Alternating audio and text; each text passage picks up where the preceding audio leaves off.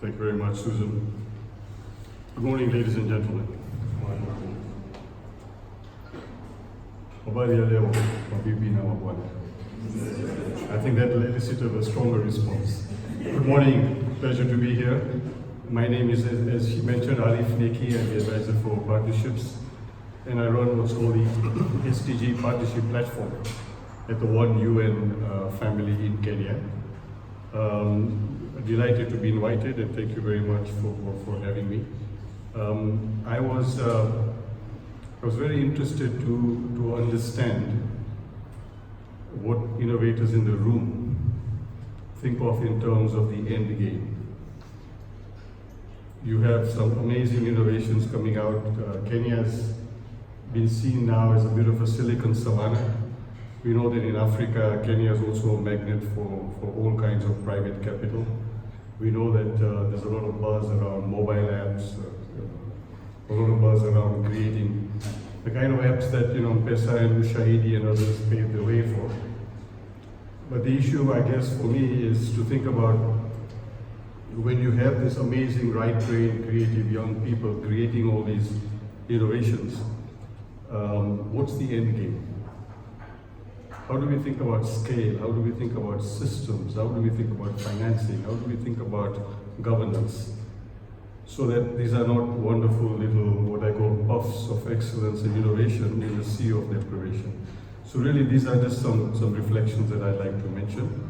By way of background, as Susan mentioned, when the SDGs were adopted in 2015, one of the conferences that preceded the adoption of the SDGs was a conference in Addis that talked about financing the SDGs. We've got this amazing 17-goal aspiration across the world. We've got some really incredible targets we'd like to meet.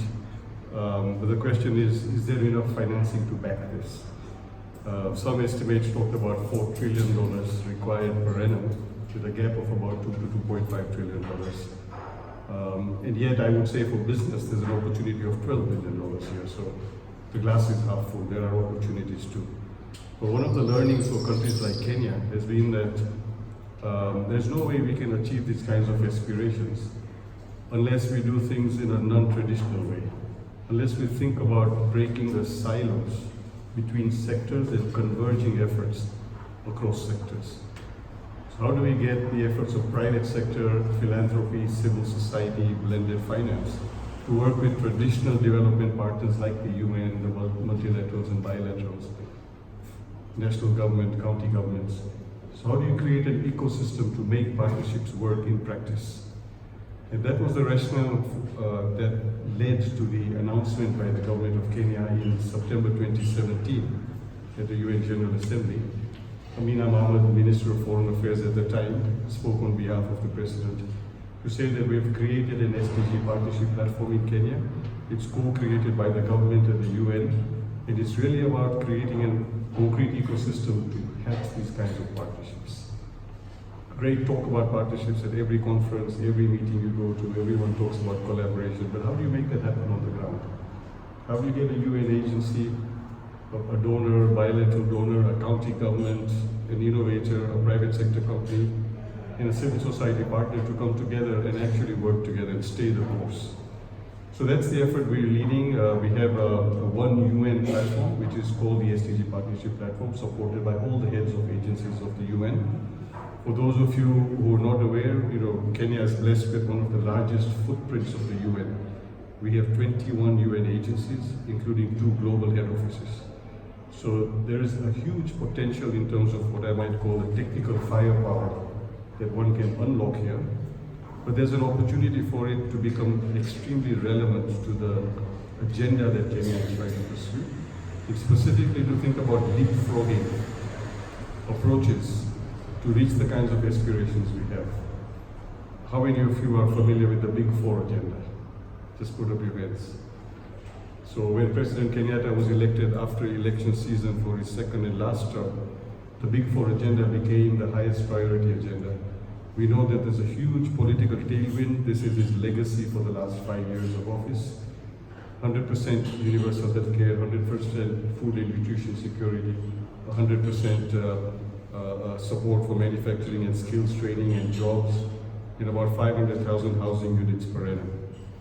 To reach these aspirations in a matter of less than 4 years now is no mean feat, given that 56 years after independence and being now reclassified as a middle-income country, we still have over 35% of poverty. So if you think about the SDG tagline, leaving no one behind, the approach one really needs to think about is A, start with the ones who've been left behind the most. And in Kenya, I think most of us know where the poverty gaps are. The second issue, of course, is to think about not doing business the conventional way, because if we're going to keep doing what we were doing previously, we're not going to expect any radical results. The opportunity for Kenya is that this is a hotbed of innovation, of digitization. All of you represent the future of Kenya. And that's the most exciting part here.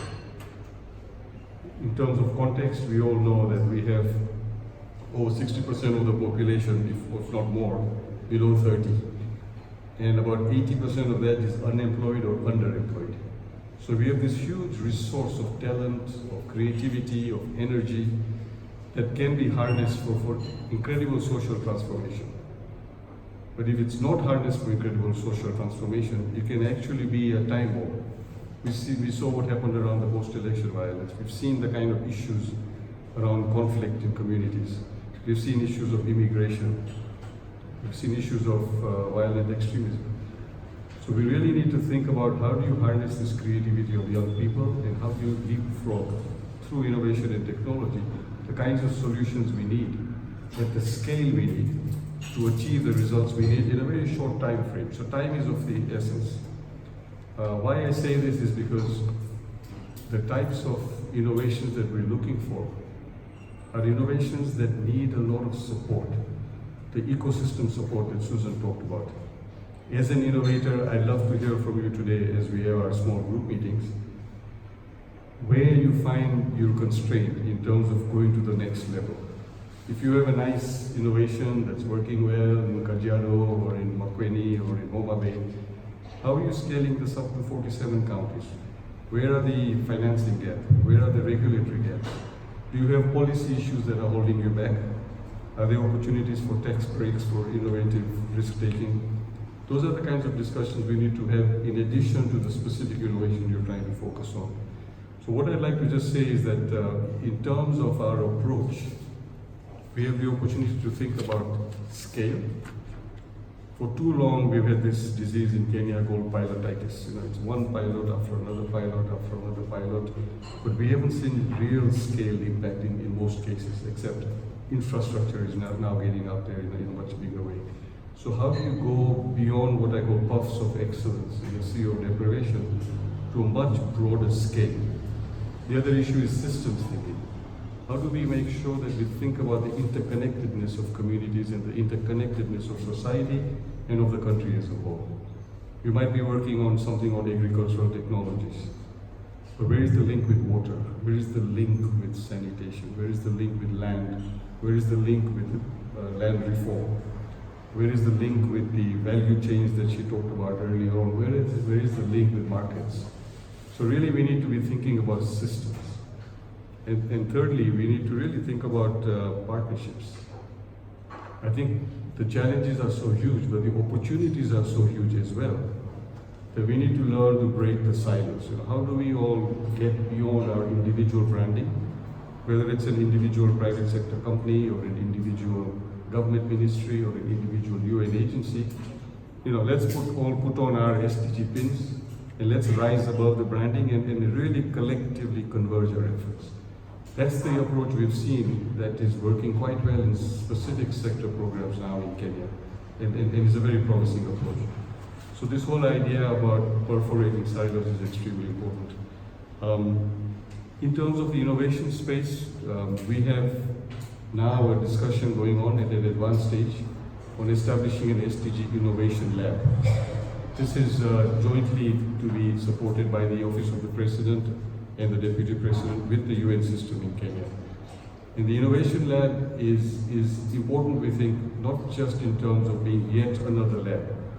We know we have over 40 or 50 labs, accelerators, hubs, and other types of places where a lot of innovations happen. But the issue is, if you're looking at public-private collaborations, and if you're a county governor in Marsabit, which is a county bigger than Germany and Belgium combined, with a whole desert in the middle of it, and extreme levels of poverty, how are we going to, as a system, curate the kind of knowledge and innovation we need to support those counties as they make tough decisions and trade-offs with very limited budgets? So that's where I think the innovation space and the innovation ecosystem needs to have an innovation lab that curates this kind of knowledge and brings it to bear.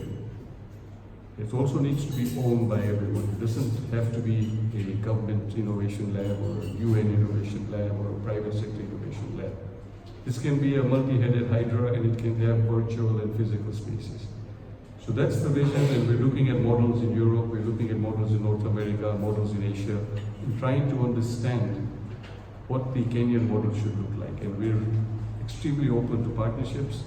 We have a number of UN agencies that are leaders in innovation. We have World Food Programme, we have UNICEF, we have a number of partners who have been ahead of the curve on innovation.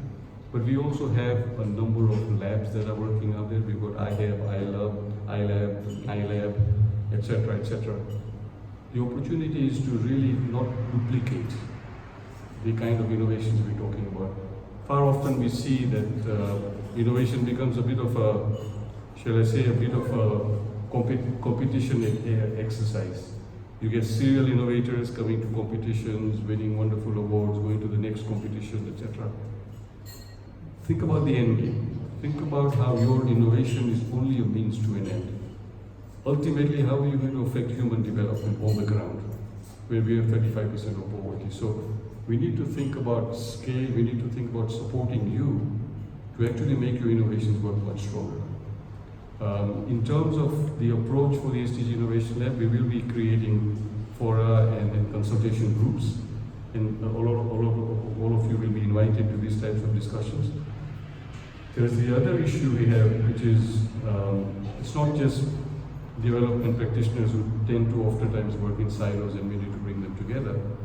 But if you look at financing, we have a whole continuum of financing. We have the commercial banks, we have the IFIs, the DFIs, we have the impact investors, we have the venture philanthropists, we have private equity, we have venture capital. They oftentimes don't talk to each other, they oftentimes compete for markets. There's no lack of capital in Kenya. Kenya has been a magnet for private capital, a bit like South Africa and Nigeria, but I think currently Kenya is looking quite good, given political and commercial risk. What we're doing is we're bringing together all of these financiers into a national advisory board for impact finance, blessed by the Treasury, to really unlock more private capital into Kenya. The issue is not capital, the issue is deal flow. How do you create the kinds of initiatives and projects through your innovations that financiers can get onto? Where are the bankable opportunities? Where do you need help in terms of pre-feasibility, feasibility, and transaction advisory? That might sound like foreign language, but ultimately, if you're going to scale up, these are the things we need to do. We need to bring in debt and equity participation.